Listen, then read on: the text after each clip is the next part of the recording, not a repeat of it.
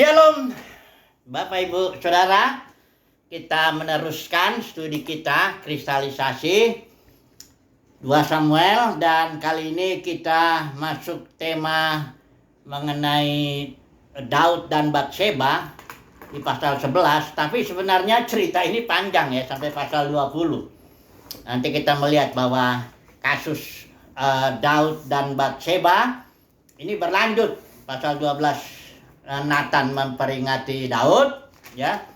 Kemudian pasal 13 ada kasus Amnon dan Tamar, ini dua-duanya ini anak Daud, beda ibu ya. Setelah itu ada Amnon dibunuh, kemudian Absalom melarikan diri dan dia kembali lagi setelah 2 tahun ya. Kemudian selama 4 tahun Absalom mengadakan tindakan-tindakan mencuri hati Israel ya. Kemudian dia mengadakan persepakatan gelap. Kemudian Daud harus melarikan diri ya. Kemudian Shimei di sini mengutuki Daud, ini keluarga Saul ya. Ada kemudian ini ada kasus akhirnya terjadi pertempuran dahsyat sekali ya antara orang yang berpihak kepada Daud dan yang masih mengikuti Absalom. 20.000 orang Israel mati ya. Kemudian yang dimakan di hutan itu juga ada hutan Efraim, dia peperangan terhadap itu lebih banyak lagi. Jadi puluhan ribu orang mati ya, sia-sia begitu. Absalom juga akhirnya mati. Baru masih ada lagi pemberontakan Sheba ya. Ini semua satu cerita ini ya. Ini satu cerita karena nanti kita melihat itu akibat daripada perbuatan Daud dengan Batseba itu ya. Coba dulu nggak usah kita baca lah ya. Ini cerita ini saya kira sangat terkenal sekali ya. Bagaimana Daud dengan Batseba lah ya. Coba dulu kita lihat dulu ya. Di pasal 11 ya.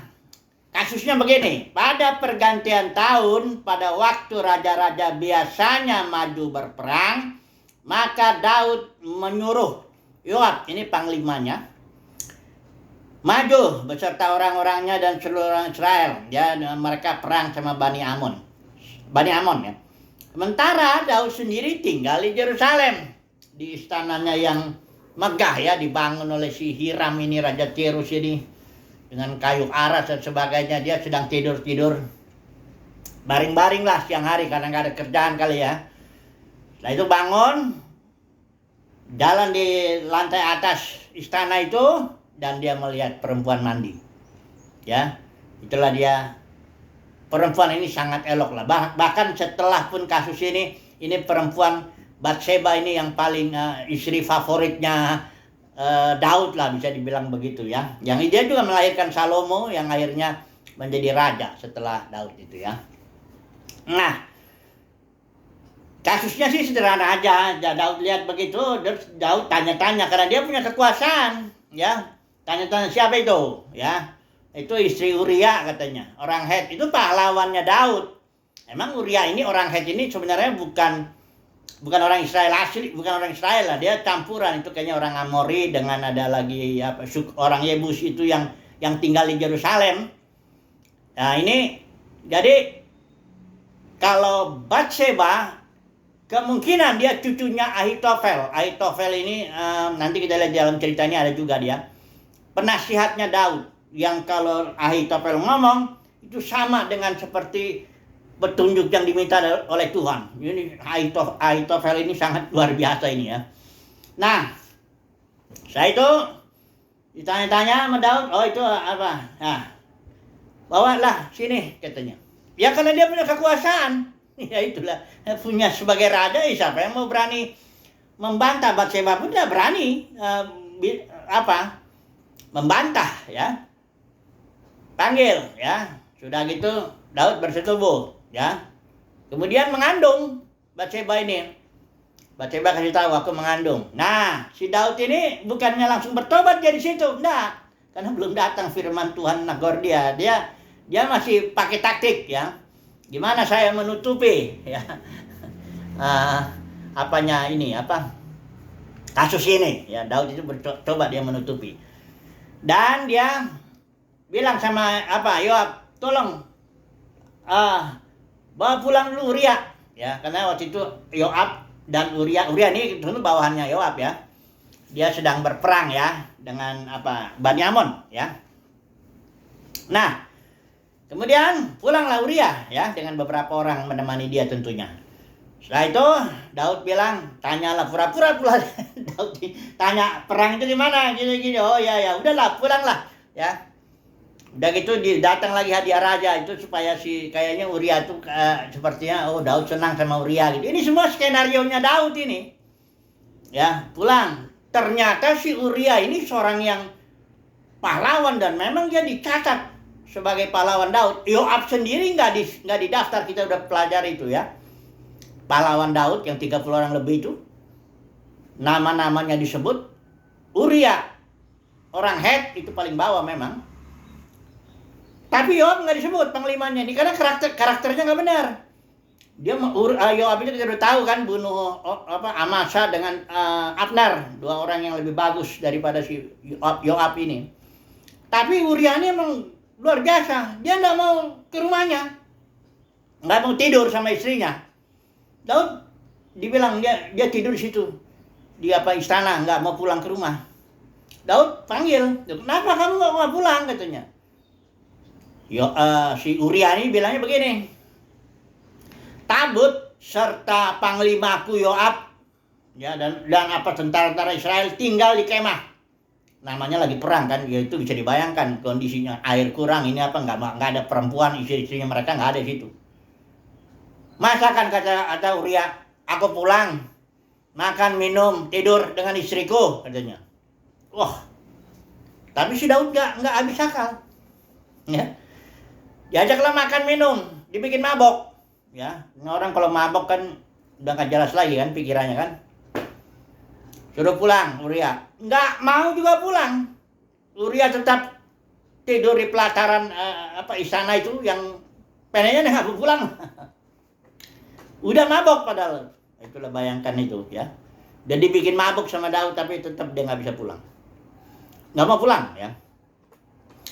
Kemudian Daud nggak berhenti juga skenario ini, diulang lagi, ya, dibikin lagi. Ini memang namanya punya kekuasaan, ya, punya otoritas sebagai raja, ya. Apa saja dia akan coba, ya, bagaimana caranya supaya yang penting perbuatan saya ini nggak terbongkar, kira-kira begitu, ya. Dia bikin surat raja tak boleh dibuka. Nah, surat raja itu jelas di situ dibilang, tempatkanlah Uria di tempat di mana ada musuh, ya. Setelah itu kalian mundur supaya Uria mati. Itu isi suratnya. Dan surat ini dibawa oleh si Uria. Aduh, kadang-kadang saya ngelihatnya dahsyat juga ini, ya. Bukan dahsyat itu artinya bagus. Gila juga lah istilahnya skenario Daud itu, ya.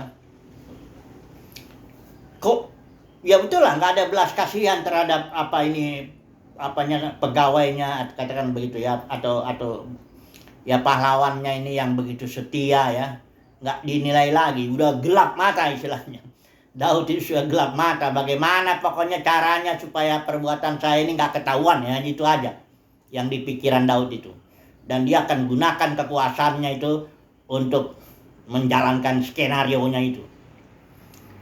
Pergilah Uria sana, bawa surat tentang rencana pembunuhannya, skenario pembunuhan Uria, dibawa oleh Uria sendiri.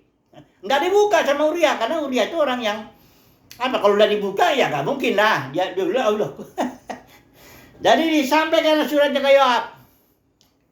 Yoab baca, dan namanya juga Yoab, dia harus taat kepada raja. Pernah juga Yoab sekali suruh dihitung dulu orang Israel ketika pendaftaran itu Daud itu, dosa Daud itu, nanti kita sampai ke sana.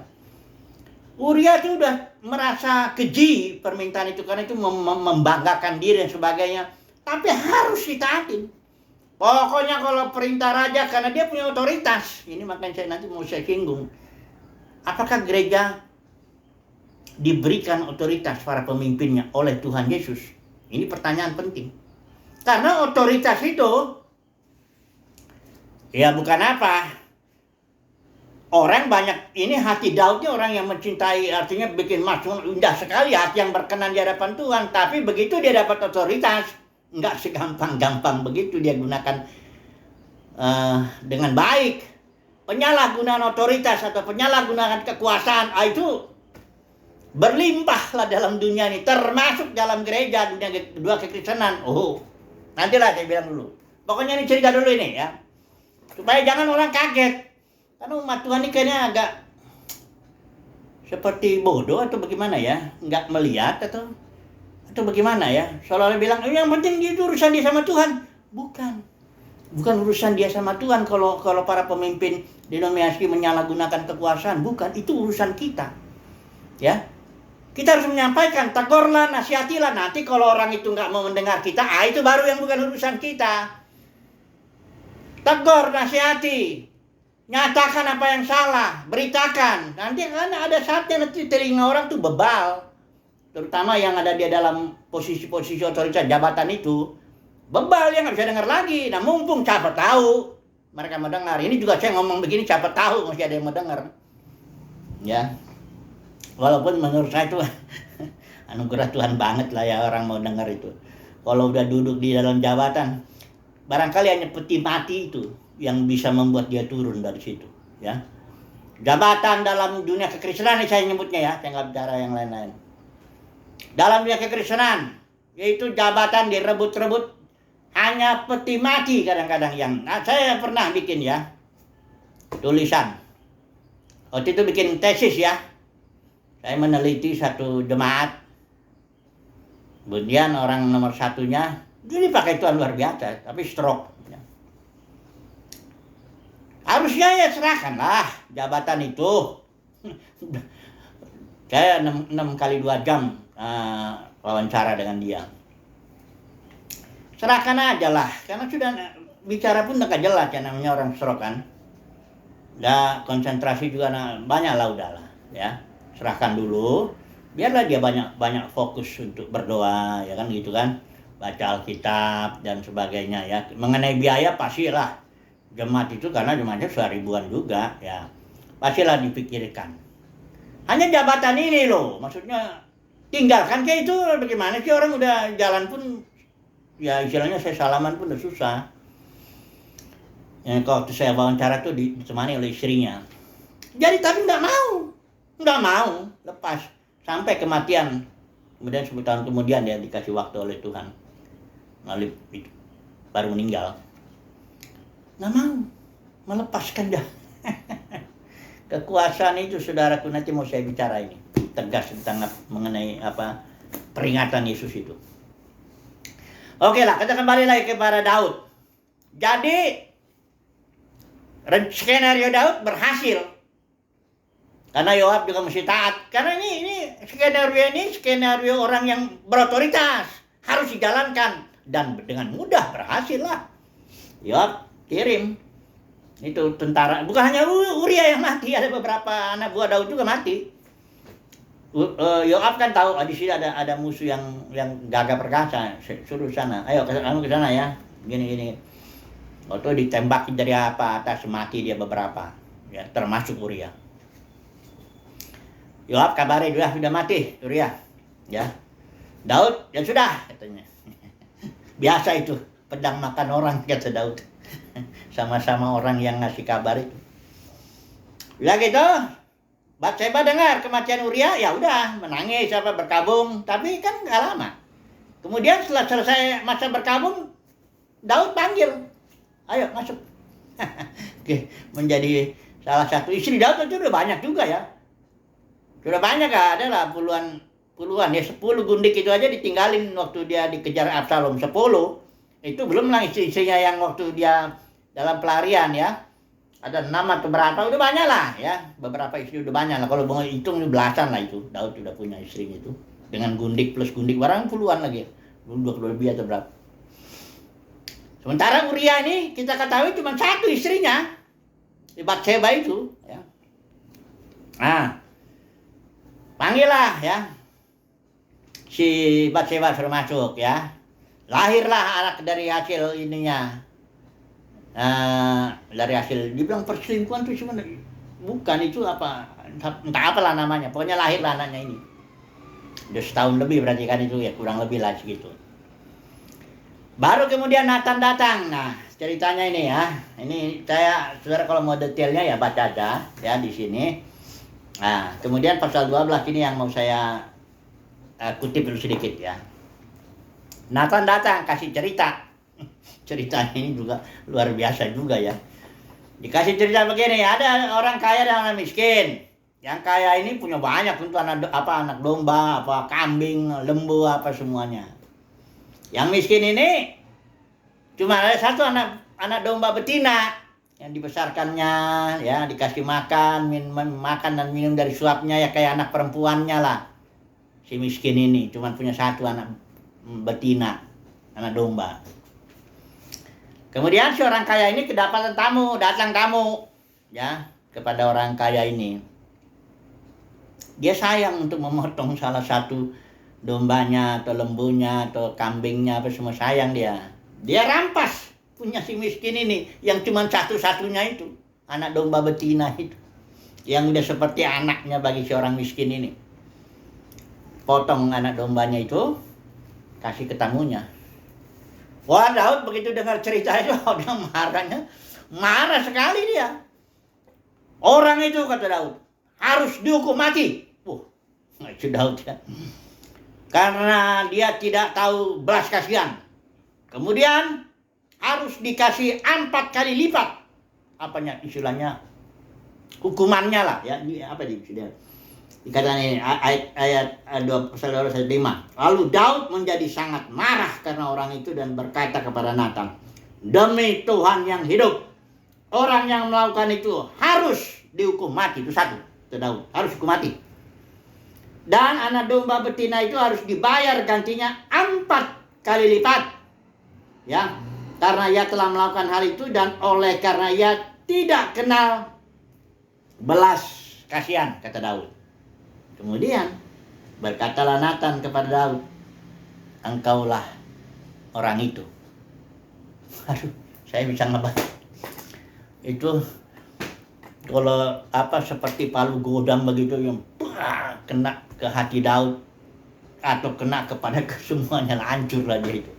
Bahwa ternyata dialah orangnya itu yang tidak kenal belas kasihan, yang merampas istri orang yang cuma satu itu, sementara dia sudah banyak. Dan kalau dia mau tambah juga bisa, karena Tuhan bilang ya, karena dia punya kekuasaan kan. Nah, kemudian mulailah disiplin Tuhan ini berlaku. Daud, disinilah hati Daud yang cinta Tuhan itu, yang dia lembut kepada firman itu kelihatan di sini. Beda dengan Saul. Ini datang firman Tuhan, langsung Daud bilang, aku telah, mana ya? Ayat yang ke respon Daud itu ya. Ayat 13. Lalu berkatalah Daud kepada Nathan, aku sudah berdosa kepada Tuhan. Nah inilah hati Daud yang lembut itu terhadap firman ya. Inilah orang yang mendapat kasih karunia, dia lembut, oke terhadap firman Tuhan. Lain dengan Saul yang udah dicabut kasih karunia Tuhan itu, roh Tuhan udah pergi dari dia. Udah salah, malah mengeraskan hati. Datang firman Tuhan lewat Samuel, dia malah membela diri. Ya, rakyat begini-begini, aku takut gini-gini, dia minta waktu dia serang Amalek itu, Tuhan suruh habisin Amalek. Kenapa kau sisakan itu rakyat gini-gini? Dia enggak pernah mau Enggak pernah, ya aku berdosa. Enggak ada itu bagi Saul. Saul enggak melakukan dosa kayak Daud. Ini dosa menurut saya nih ya dosa parah juga. Tapi bukan dosa melawan otoritas firman, enggak. Daud ini dosa moral lah, kelemahan moral ya. Bukan saya melembek-lembekin gitu ya, enggak ya. Parah juga nih dosa, tapi bukan dosa melawan otoritas firman. Enggak, Daud tidak pernah melawan otoritas firman itu. Begitu firman Tuhan datang, hancur dia. Makanya jiwa yang remuk, hati yang hancur itu korban syukur yang paling berkenan di hadapan Tuhan. Saul, dia enggak pernah kita lihat melakukan, ya memang pernah juga dia melakukan perbuatan ya setelah dia ditinggalkan Tuhan, membunuh para imam di Nob itu apa sebagainya itu. Ngeri juga, tapi Saul itu memang ada satu sifat memang dia menentang otoritas firman itu aja lah. Jadi dosa Daud itu dosa katakanlah moral, kelemahan moral, ya. Dia lihat perempuan senang dan bikin rencana pembunuhan sebagainya. Ngeri ya tetap itu. Tapi dia bukan dosa melawan otoritas firman. Karena begitu datang firman Tuhan, Daud hancur. Ngaku bertobat dia. Kalau Saul, kita nggak melihat dia pernah ngambil istri orang lain atau rencana pembunuhan atau sebagainya. Nggak pernah begitu. Tapi kalau datang firman Tuhan, lewat Samuel, tegur dan sebagainya, Saul ini ngelawan. Ini karena ini mau saya ngomong nanti. Saya mau bicara bahwa gereja tidak boleh ada jabatan. Tapi nanti kalau ada yang lawan, ya itu berarti dia melakukan dosa melawan otoritas firman. Ya, ngeri itu dosa kayak Saul gitu. Siap-siap aja lah ya. Ini dosa Daud ngeri juga. Karena 4 kali lipat ada disiplin. Walaupun Daud dalam Mazmur dibikin ya, tidak dibalaskannya setimpal dengan kesalahan kita. Itu Daud tulis di Mazmurnya ya. Tapi tetap ada. Tapi ini ajaib juga ya, dibikin 4 kali sesuai dengan perkataan Daud. Hanya diampuni kesalahan Daud dalam arti dia nggak mati. Karena dia di sini bilang, orang itu harus dihukum mati, kata Daud. Seandainya lah yang diucapkan Daud itu dikenakan kepada Daud sendiri, udah mati Daud. Ya. Terus makanya Nathan bilang di sini ya, ketika Daud bertobat, aku sudah berdosa kepada Tuhan, kata Daud. Nathan langsung berkata, Tuhan telah menjauhkan dosamu itu. Engkau tidak akan mati. Karena Daud sudah sempat bilang, ini orang mesti mati yang bikin begitu. Karena Daud bertobat di sini terhadap Nathan. Nathan bilang, Tuhan ngampuni. Engkau tidak akan mati. Tapi, ada tapinya. Dikatakan di sini, karena engkau dengan perbuatan telah sangat menista Tuhan. Nah, baru ada 4.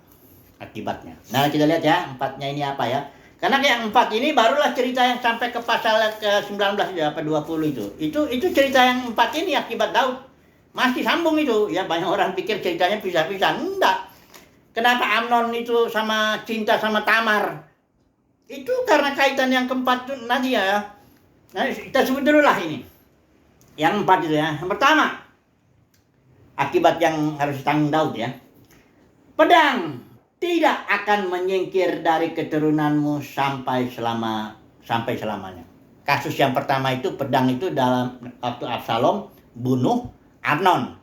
Ya, karena Amnon memperkosa Tamar, adiknya Absalom. Ini beda ibu ini. Beda ibu. Ini satu ya. Pedang tidak akan menyingkir dari keturunanmu sampai selamanya. Itu satu ya. Yang kedua, malapetaka akan kutimpakan ke atasmu yang datang dari kaum keluargamu sendiri, dari anak-anaknya. Dalam kasus Amnon nanti memperkosa Tamar, itu malapetaka itu. Malapetaka dari anak-anak Daud itu ya.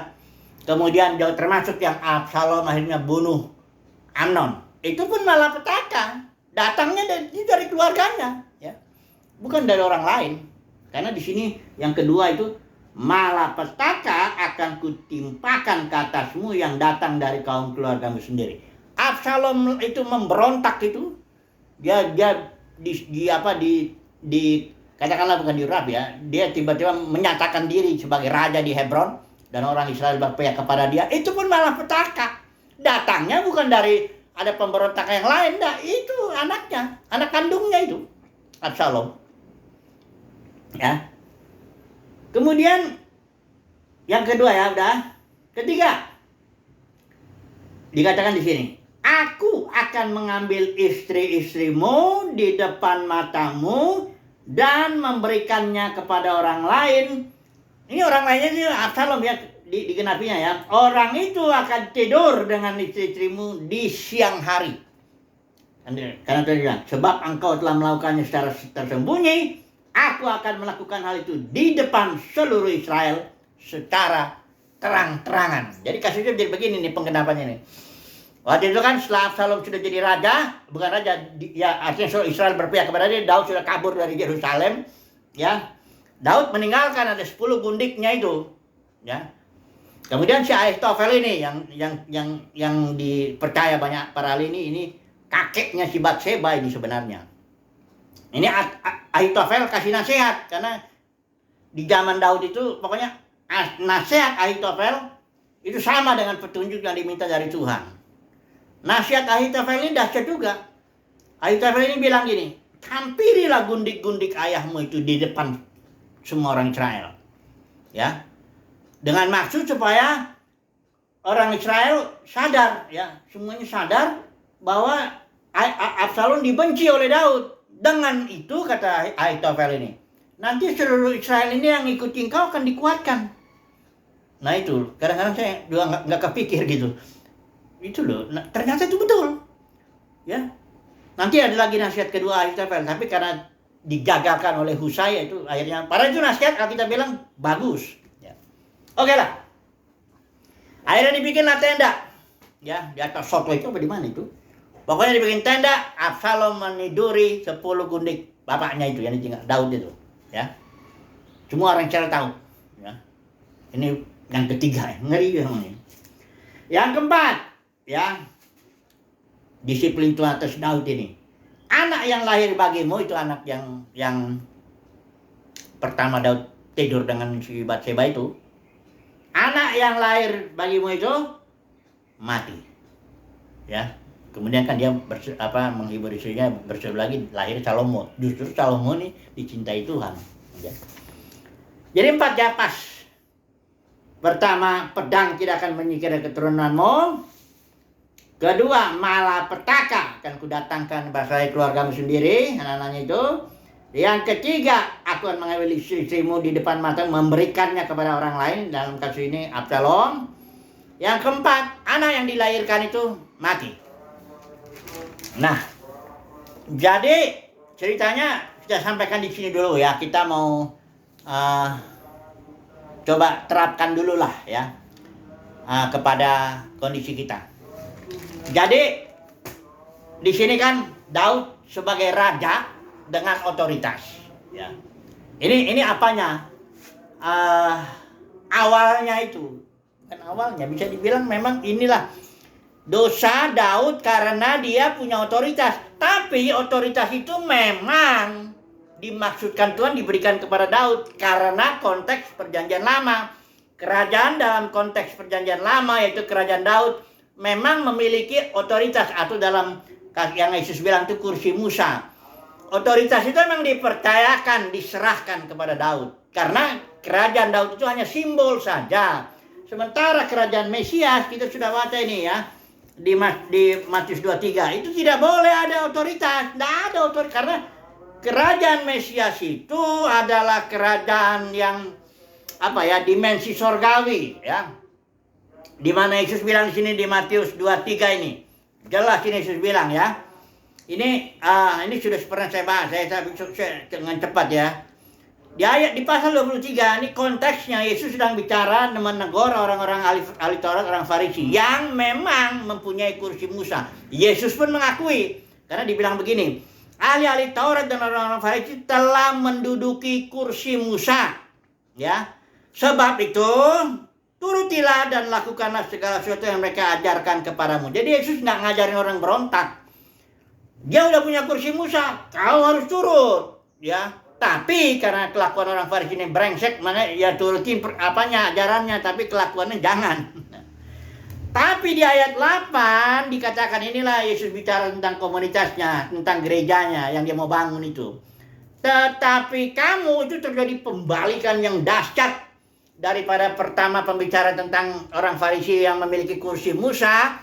Terus Yesus bilang, pasal 7 dibicara, pasal ayat 8 itu Yesus langsung bilang, tetapi kamu, artinya gereja, janganlah kamu disebut rabi, artinya bukan rabi, nggak boleh guru ya, nggak boleh ada guru, jangan disebut guru, enggak. Karena Yesuslah yang memberikan, Rasul Nabi Gembala pengajar, guru itu.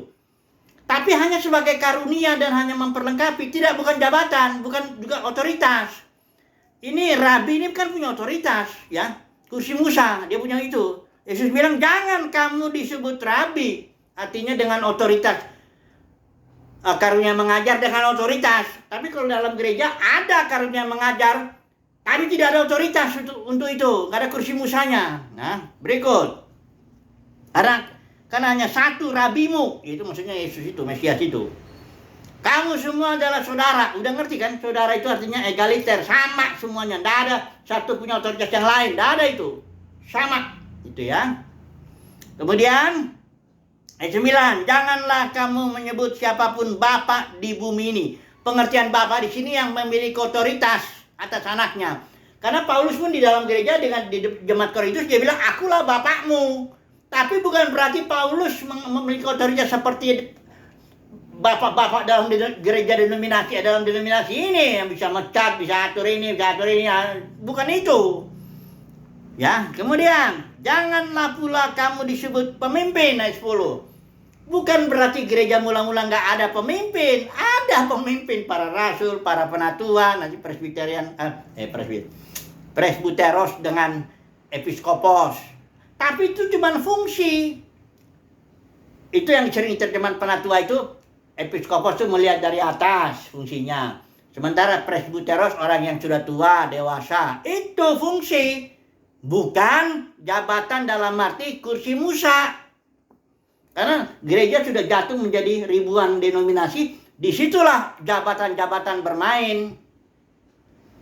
Yang kita bilang ajaran Ijebel, ya. Ijebel itu merampas otoritas suaminya. Jadi gereja merampas otoritas Yesus. Itulah dia Ijebel di zaman ini banyak. Itulah para pemimpin denominasi. Ijebel zaman ini adalah para pemimpin denominasi. Mereka punya meja. Dan guru palsu banyak makan dari situ. Ya, orang pelayan-pelayan palsu makan dari situ, dari mejanya Jebel. Ya. Tapi kalau kita umat pilihan Tuhan dari meja Elia. Kadang dari burung gagak, kadang dari janda Sarfat. Kadang kalau Paulus juga bekerja cari uang untuk menunjang pelayanan. Ya, beda ya, saudaraku ya. Kemudian di sini jangan kamu disebut pemimpin. Itu ada juga di situ ajaran Nikolaus. Niko itu artinya menaklukkan. Laos itu kaum awam, jadi menaklukkan kaum awam. Para pemimpin denominasi ini menaklukkan jemaatnya.